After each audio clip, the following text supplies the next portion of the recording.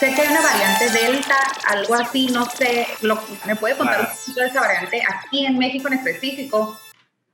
Sí, vamos a hablar, mira, para que la gente lo entienda muy bien, vamos a hablar de dos factores, más bien tres factores muy importantes a tener en cuenta con las cepas. Uno es la capacidad de transmisión que tiene, ¿sí? Dos, la capacidad que tiene de evadir a las vacunas. Y tres, el grado de contagio a otras personas. Y entonces empecemos pues por la variante original, que es la de Wuhan, ¿sí? La variante de Wuhan tenía una transmisibilidad baja, escapaba a las vacunas prácticamente cero, es decir, la vacuna es altamente efectiva para la variante Wuhan. Y nosotros la tomamos como el R0, es decir, el riesgo de transmisibilidad cero, ¿sí? Entonces, Wuhan significa baja transmisión, alto porcentaje de efectividad de la vacuna y más o menos la cepa de Wuhan contagiaba a 2 personas por cada contagiado, ¿sí? Entonces, ¿qué es lo que sucede con las nuevas versiones, con las nuevas variantes de la cepa? Esto es normal que suceda. Todos los virus mutan y contra más rápido muten, más probabilidades de cepas nuevas y diferentes tenemos. Entonces, tenemos varias cepas en la mira y la primerita que salió, ahora primero las conocimos como la cepa británica y la sudafricana y la brasileña, etcétera. Ahora ya se le ha cambiado el nombre y estamos hablando de alfa, beta, gamma y delta, ¿sí? La variante alfa es la británica. Esa británica tenía una alta transmisión, se transmite más que la original de Wuhan, ¿sí? Pero es altamente susceptible de ser neutralizada por la vacuna. Eso es sensacional. La británica contagia a 4.5 personas por cada contagiado. Entonces es altamente transmisible, ¿sí? Por fortuna, muy buena respuesta a las vacunas.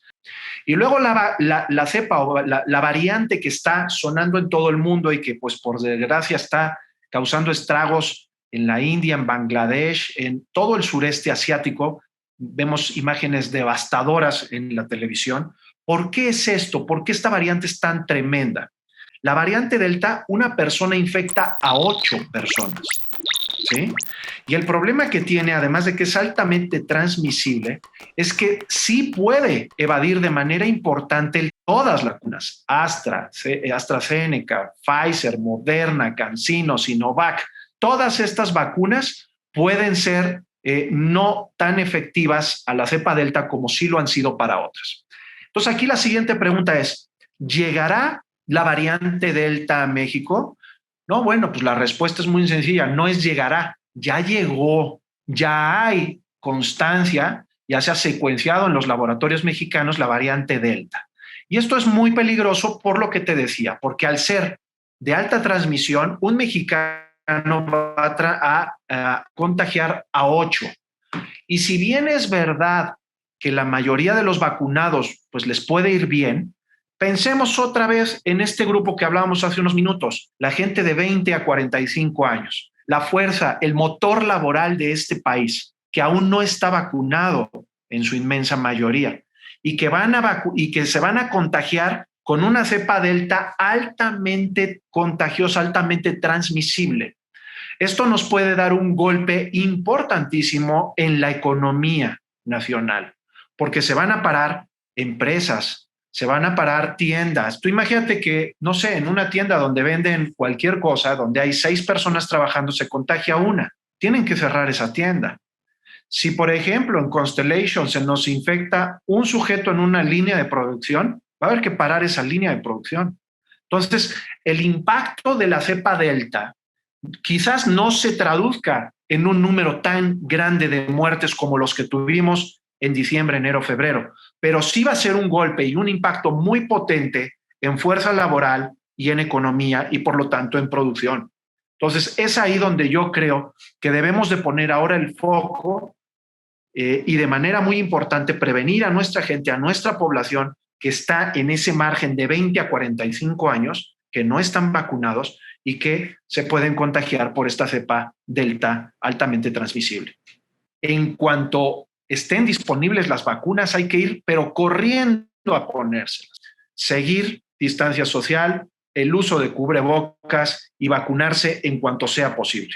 Y para esos poquitos que no se quieren vacunar, yo lo que les diría es que, pues asuman su riesgo y asuman su realidad de que se van a contagiar de COVID. No hay manera de que un sujeto no vacunado evada el COVID en los siguientes años. El no vacunado tendrá COVID. Si no es este mes, será el año que viene, pero lo va a contraer con toda seguridad.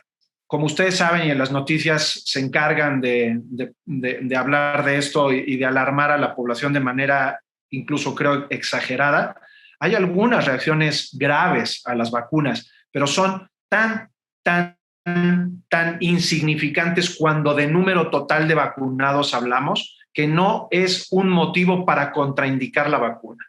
O sea, que exista una complicación grave en 2,5 millones de vacunados no es motivo suficiente para contraindicar ninguna vacuna, ninguna sola, ¿ok?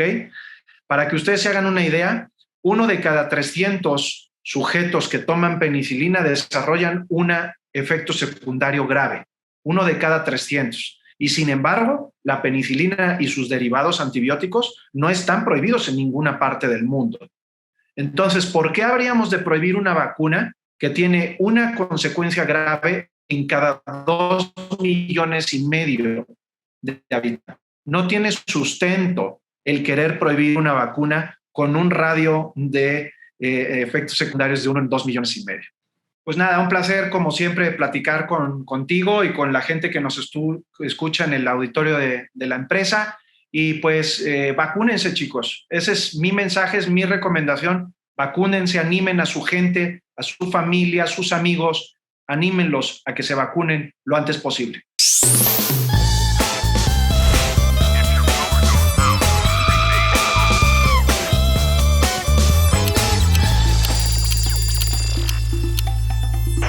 Gracias por ver el programa. Si te gustó, suscríbete a este canal y activa las notificaciones. Muy pronto habrá un nuevo video en Conexión CBI.